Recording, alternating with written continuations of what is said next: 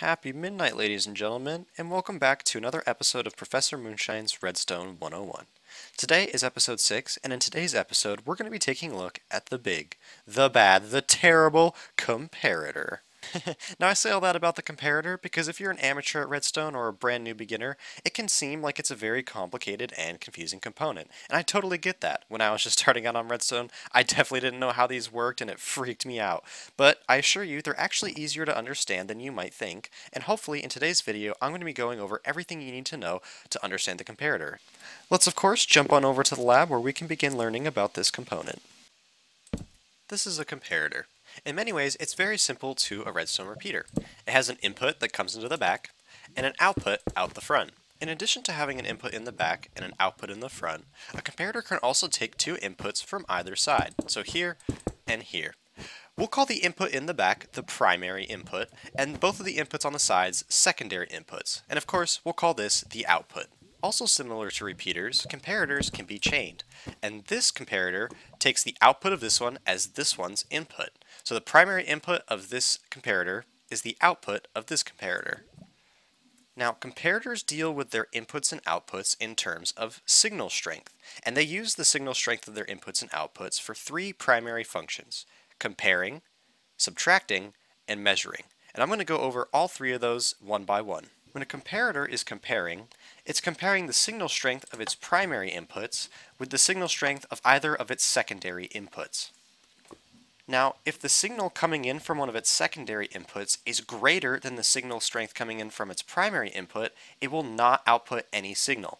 So we can take a look here. The primary input coming into this comparator has a signal strength of 12. The secondary signal, however, has a power of 15.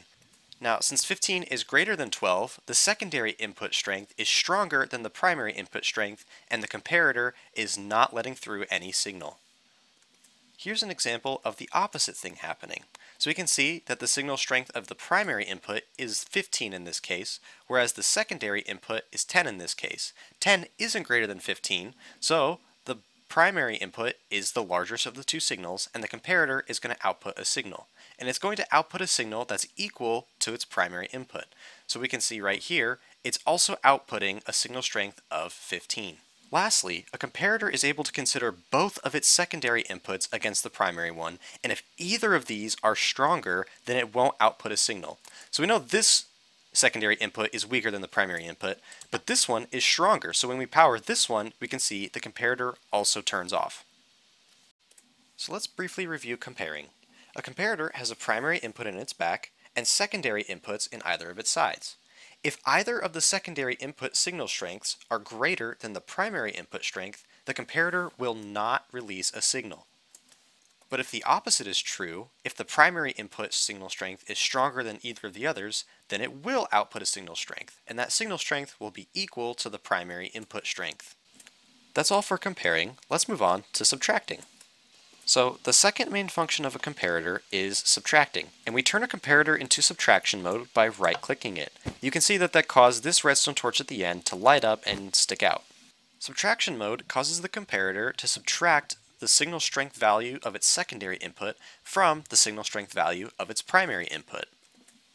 In this case, the primary input has a signal strength of 15, whereas the secondary input has a signal strength of 11.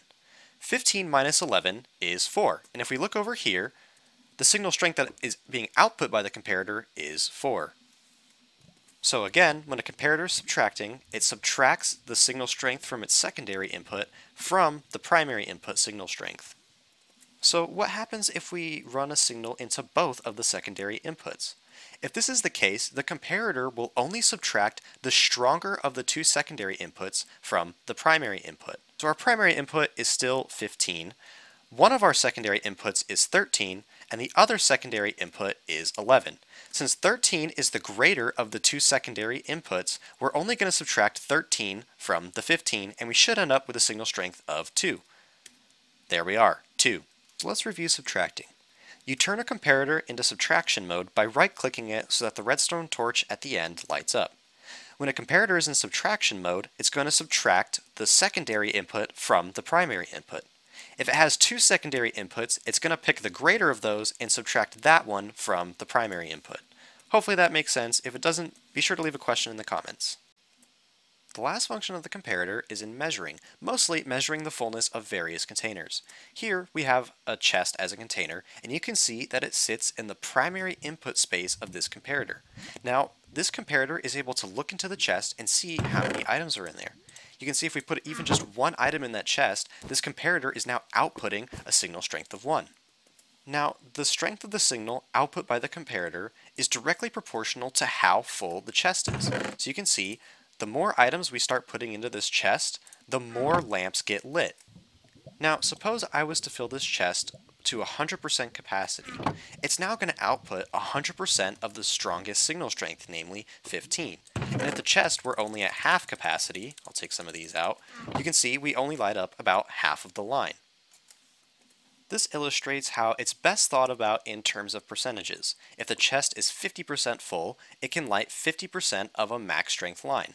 If it's 100% full, it can fully light a redstone line, and if it's only a little bit, then it's only going to do a little bit of the redstone line. Now, the measurement of the fullness of a container happens incrementally, and I'll show you what I mean by this.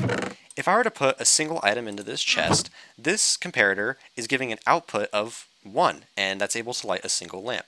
Now, if we were to put a whole stack in there, this would still only light up 1 lamp. The reason for this being that the difference between just one item and one stack of items in the grand scheme of the chest just isn't a big enough difference to push this redstone signal over. It would require at least 3 stacks to reach the next percentage increment. That was a lot of fancy words just to say that comparators are a little bit inexact. They don't always get exactly how many items are in a chest or container. It's also worth mentioning that a comparator can measure through blocks, solid blocks. So here we have a solid block and a container on the other side.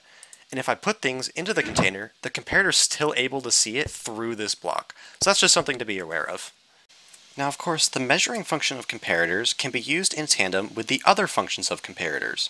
For example, let's say we fill this chest up with items, and then we take some items and also put some in this chest, but not as many.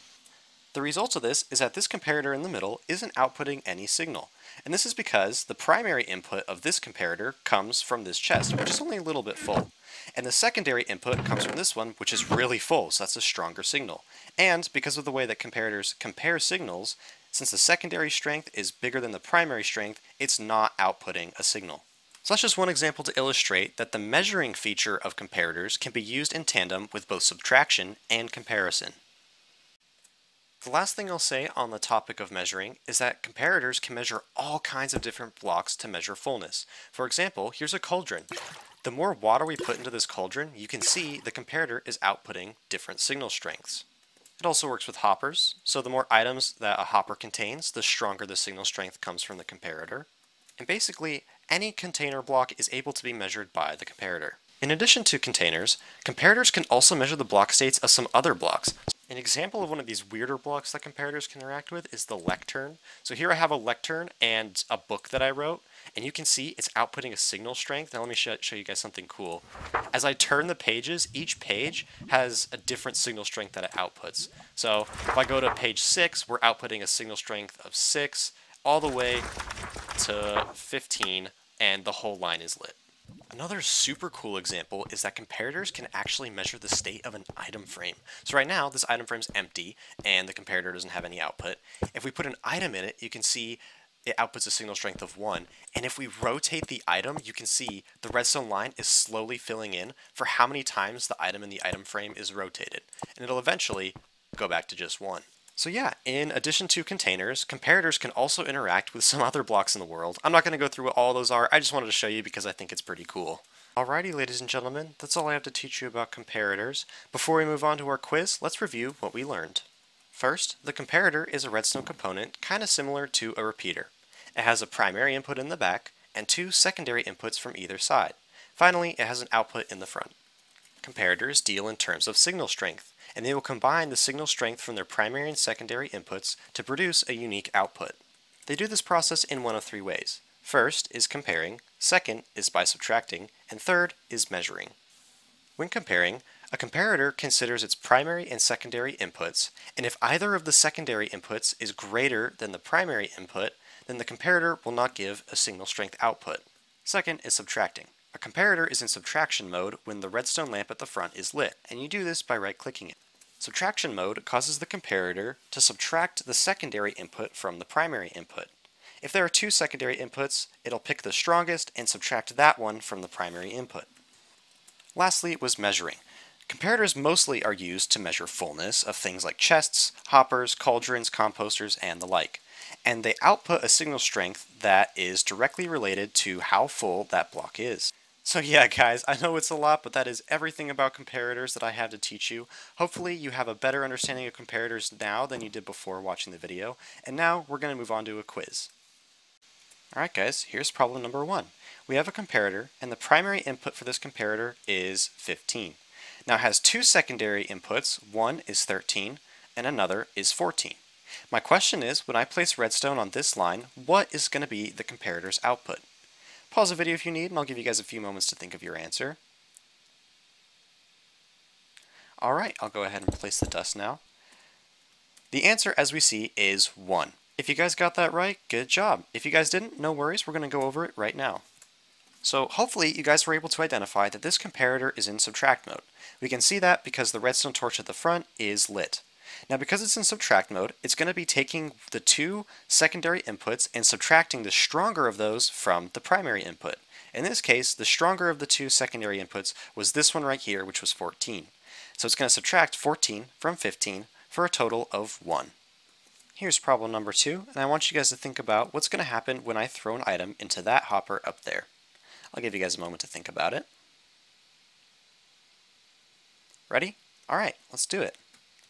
Oh, I missed. There we go. And the lamp turns on. If you guys got this one right, good job, and if not, again, I'll just quickly go over it. So remember that comparators are able to measure the fullness of any container, and hoppers are containers. So once the redstone dust reaches this bottom hopper, the comparator is able to look in there and say, hey, there's an item in there, let me output a signal strength. Now, it's not a very big signal strength, but that doesn't matter because the redstone lamp is right next to it. And lastly, we have problem number 3. This one's a little bit more conceptual, so I'll describe to you what's going on.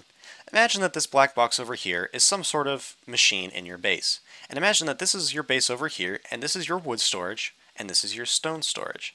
Now, my question for you guys is, which of the two resources, wood or stone, do you need more of for this machine to be turned on? I'll go ahead and fly around. Again, the question is, which of the two resources needs to have more in the chest in order for this to turn on? Got your answer? Alright.